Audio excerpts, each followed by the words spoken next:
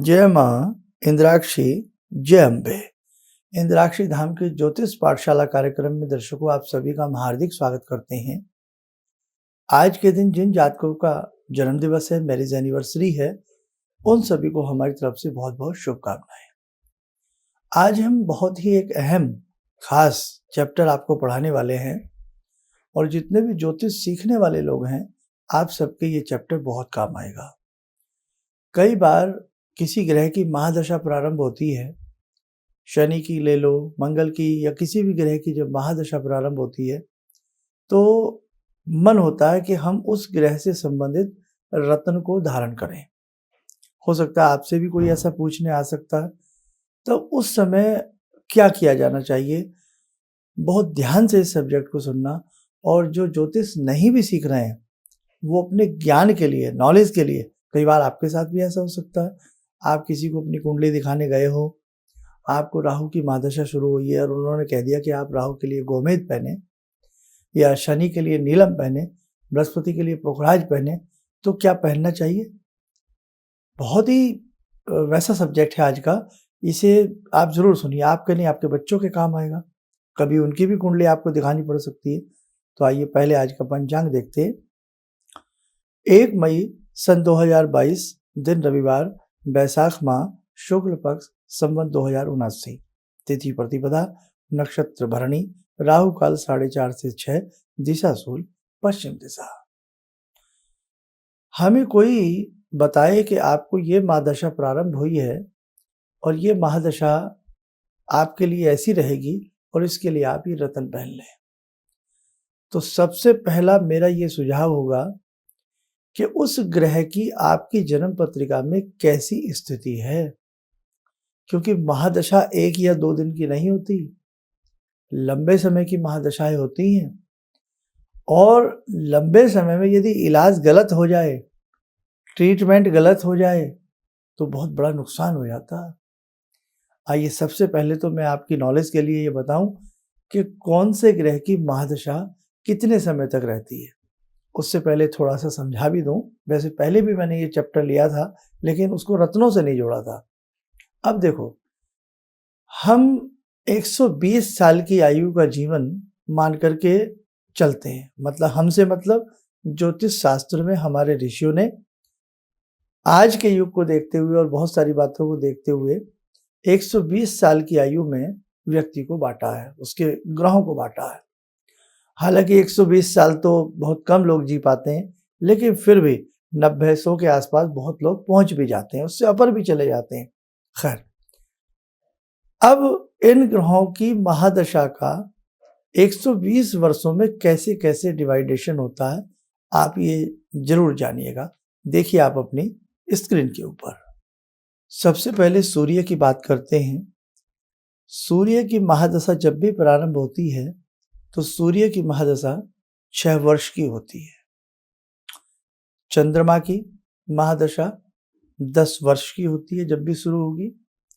मंगल की 7 वर्ष, बुध की 17 वर्ष 17, जुपिटर गुरु की 16 वर्ष, शुक्र की 20 वर्ष, सबसे ज्यादा शुक्र की होती है 20 साल, शनि की 19, राहु की 18, केतु की 7 वर्ष।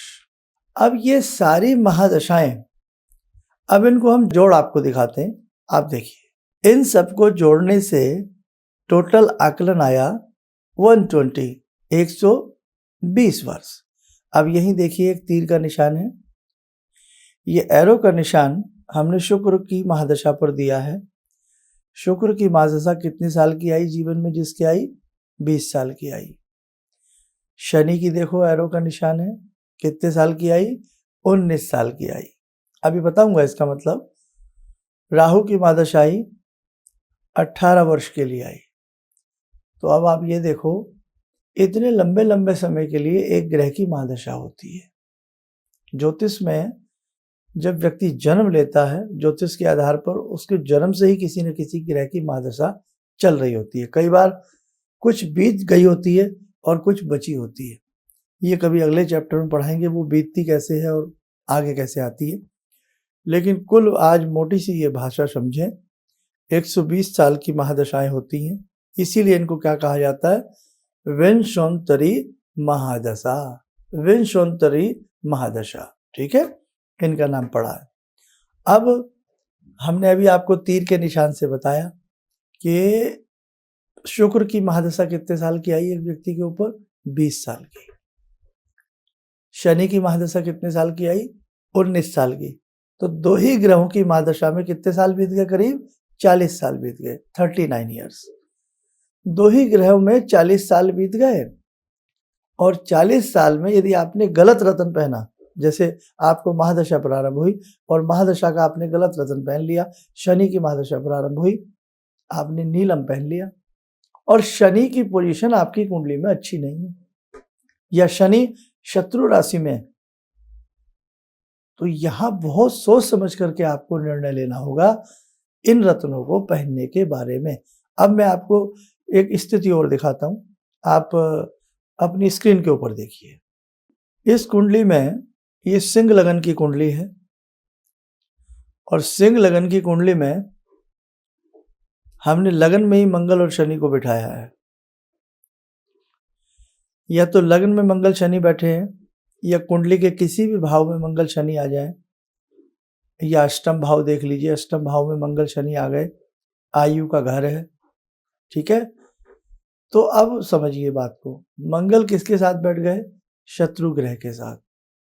शनि किसके साथ बैठ गए, शत्रु ग्रह के साथ। महादशा प्रारंभ हो गई किसकी, बाय द वे मंगल की। वो मंगल कहाँ बैठे, शत्रु के साथ।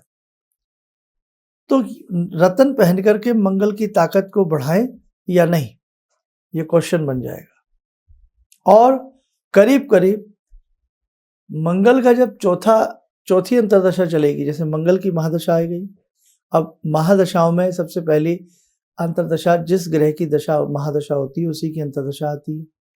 उसके बाद करीब चौथे पड़ाव पर जाकर के मंगल के साथ शनि की अंतरदशा आ जाएगी। मंगल जन्म से ही शनि के साथ बैठे हैं, विरोधाभास है।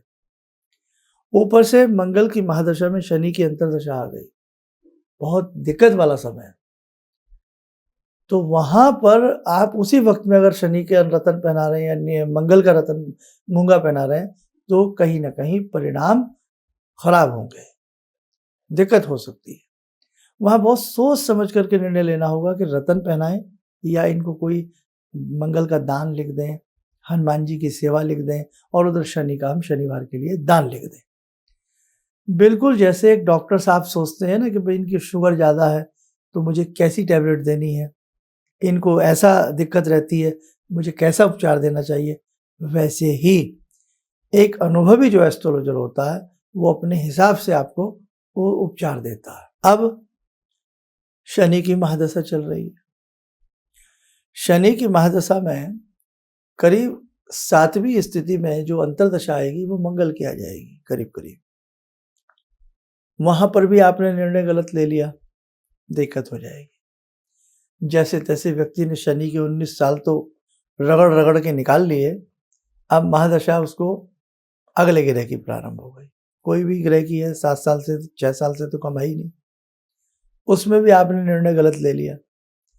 जीवन का कितना बड़ा समय, कीमती समय हमने गलत रत्न पहन करके गंवा दिया।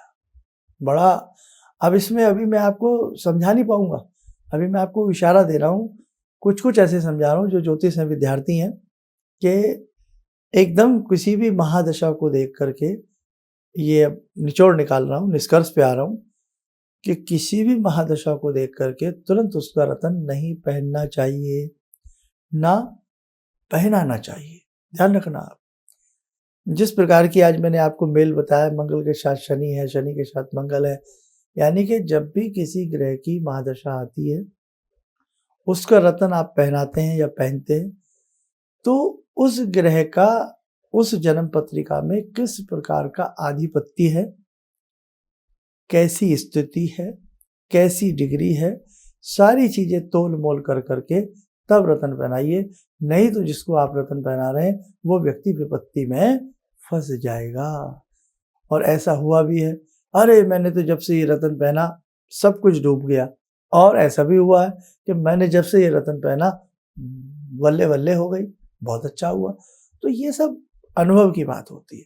इसलिए हमारे दर्शक आज जो हमारा ये कार्यक्रम देख रहे हैं तो वो इस बात को समझ लें कि जब भी रत्न पहने बहुत सोच समझ करके किसी अनुभवी मनोज्ञ ज्योतिष को अपनी कुंडली दिखाकर ही पहनने का प्रयास करें। नहीं तो सबसे अच्छा है आपका जो ग्रह कमजोर है उसका दान करिए, उसका मंत्र पढ़िए, उसका उपाय करिए, सबसे अच्छा रिजल्ट मिलेगा।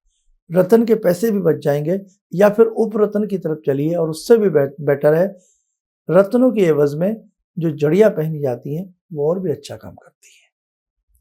आइए साथियों, समय हो चला आज की ध्यान साधना का। आज की साधना में जुड़ते हैं हम भगवान बटुक भैरव से। ओम करकलित कपाला कुंडली दंडपाणी स्तरुण तिमिर नीलो व्याल यज्ञोपवीते क्रतु समय सपर्याद विघ्न विच्छेद हेतुर जयति बटुकनाथा सिद्धिदा साधकानां जयति बटुकनाथा सिद्धिदा साधकानां। ओम देव्यराज सेव्यमान पावनाग्रिपङ्कजं व्यालयज्ञसूत्रमिन्दुशेखरं कृपाकरं नारदादियोगवृन्दिवन्दितं दिगम्बरं काशिकापुरादिनाथ कालभैरवं भजे भानुकोटिभास्वरं भवाब्दितारकं परं नीलकण्ठमीप्सितार्थदायकं त्रिलोचनं कालकालमम्बुजाक्षमक्षशूलमक्षरं काशिकापुरादिनाथ कालभैरवं भजे शूलटङ्कपाशदण्डपाणिमादिकारणं श्यामकायमादिदेवमक्षरं निरामयं भीमविक्रमं प्रभुविचित्रताण्डवप्रियं काशिकापुरादिनाथ कालभैरवं भजे भुक्तिमुक्तिदायकं प्रशस्तचारुविग्रहं भक्तवत्सलं समस्तलोकविग्रहं भूतसङ्गनायकं विशालकीर्तिदायकं काशीवासलोकपुण्यपापशोधकं विभुं नीतिमार्गकोविदं पुरातनं जगत्पतिं काशिकापुरादिनाथ कालभैरवं भजे काशिकापुरादिनाथ कालभैरवं भजे। कवच बना लें, ध्यान करें, बटुक भैरव जी का शुभ आशीष हम सबके ऊपर बरस रहा है।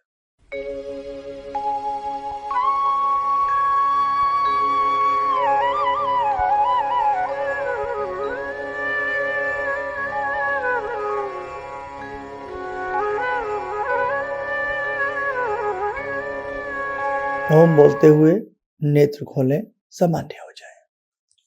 देखो साधकों, आज बड़ी ये कीमती बात आपके साथ शेयर की गई। उम्मीद करता हूँ कहीं ना कहीं आपको नॉलेज बढ़ेगी और कुछ समझ में भी आया होगा। ऐसे ही हमारी ये फ्री क्लासेस होती है रविवार की, कई बार छूट भी जाती है, कोई बीच में तीज त्योहार आता है तो आप भी ज्योतिष सीखने के इच्छुक हैं या आपकी इन सब चीज़ों में जिज्ञासाएं ज़्यादा रहती हैं तो ये फ्री ऑफ कॉस्ट क्लास है ऑनलाइन, आप इसको जरूर सीखिएगा। कहीं ना कहीं सीखी हुई विद्या जीवन में बहुत काम आती है। जैसे कहते हैं ना, खोटा सिक्का कई बार बहुत काम आ जाता है। और जिन जिन साधकों की हमारे संस्थान में जन्म पत्रिकाएं बनने के लिए आई हुई हैं, जल्द से जल्द हम उनको भेजने का प्रयास कर रहे हैं। बस ऐसे ही आपका प्रेम और धैर्य हमें चाहिए। अभी दिल्ली में हम व्यक्तिगत रूप से नहीं मिल रहे हैं। अभी आप देश विदेश में कहीं भी रहते हैं, केवल टेलीफोनिक अपॉइंटमेंट के माध्यम से आप किसी भी प्रकार की हमसे राय ले सकते हैं। स्वस्थ रहें, सुखी रहें, इन्हीं शुभकामनाओं के साथ हम अपनी वाणी को विराम देते हैं। जय जय अम्बे। मेरा नाम श्रद्धा निखारे है और मेरी प्रॉब्लम थी कि मेरी शादी फिक्स नहीं हो रही थी। आपने कंगन का उपाय बताया था और मैंने वो उपाय किया भी और 15 दिन के अंदर मेरी शादी फिक्स हो गई। किसी भी समस्या के समाधान के लिए मिले प्रसिद्ध हस्तरेखा एवं वास्तु विशेषज्ञ प्रोफेसर धर्मेंद्र शर्मा जी से। नोट: शिविर में भाग लेने हेतु एवं व्यक्तिगत रूप से मिलने के लिए कॉल करने का समय सुबह 10 बजे से शाम 6 बजे तक। हमारे विभिन्न ज्ञानवर्धक कार्यक्रम देखने के लिए आप हमें अभी सब्सक्राइब करें, बेल आइकन को प्रेस करें ताकि आप देख सकें हमारा कार्यक्रम सबसे पहले। और अधिक जानकारी के लिए फेसबुक पेज को लाइक करना न भूलें।